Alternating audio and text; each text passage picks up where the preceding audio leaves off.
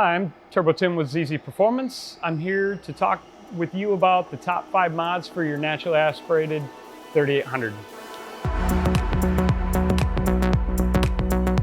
Number 1 would be our 1.0 PCM. Not only does it just modify the fueling and timing for added performance, most of what I do in the PCM file is I adjust the shift points. Your upshifts are later, your downshifts are later. It will feel more like a performance car when you get the PCM installed. A lot of these cars come with really conservative, really boring feeling transmission files, and I make them feel a lot more sporty while still maintaining good drivability and good gas mileage. The number 2 would be air intake.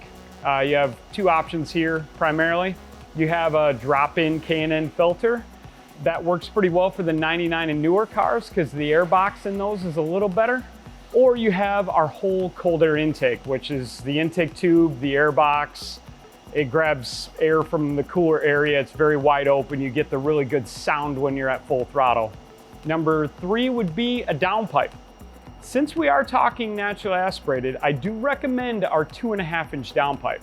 Catted or off-road. If you race the car and you don't drive it on the street, then the off-road downpipe works fine. Otherwise, the catted one flows completely fine. You're not going to lose any horsepower, but yet the car will be a little quieter with that cat and obviously legal to drive on the street. Number 4 will be our HV3. This is a really neat upgrade. The factory power band on the 3800 peaks at like 5,500 RPM and tanks by 6,000. This HV3 will pick up like 9 horsepower at the tires at the peak horsepower, but then it's more like 15 wheel horsepower at 6,000 RPM, because instead of that power just tanking, it kind of holds its own all the way out to about 6,000 RPM. Next one will be rockers or a cam. You do not do both, you do one or the other. Rockers are a really quick install. They're like 2-3 hour install. It lifts the valve a little bit more. You'll gain like, maybe 7 to 10 horsepower. A cam is quite a bit more labor, but the gains are like times 2, times 3. I mean, you're talking with a GT1 cam and basic supporting valve train mods, you're talking like 25 wheel horsepower, which is huge. For a GT2 cam or a larger cam, even more. That just requires more valve train upgrades.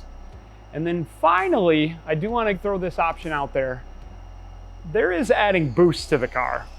We sell a supercharger kit, which uses a lot of, L67 components that will go onto your L36 car and then add boost. And then it allows you to start treating the car more like a supercharged car when it comes to modding in the future.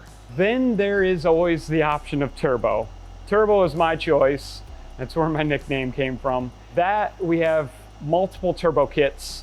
One is our Z3 kit, which has a smaller turbo, super fast spooling. It has either a non-intercooled option for the budget guys or an intercooled option.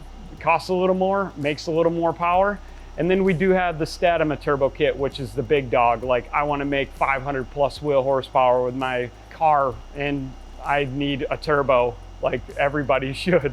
But anyway, that's my opinion of our top 5 mods for the Grand Prix 3800, primarily front-wheel drive car.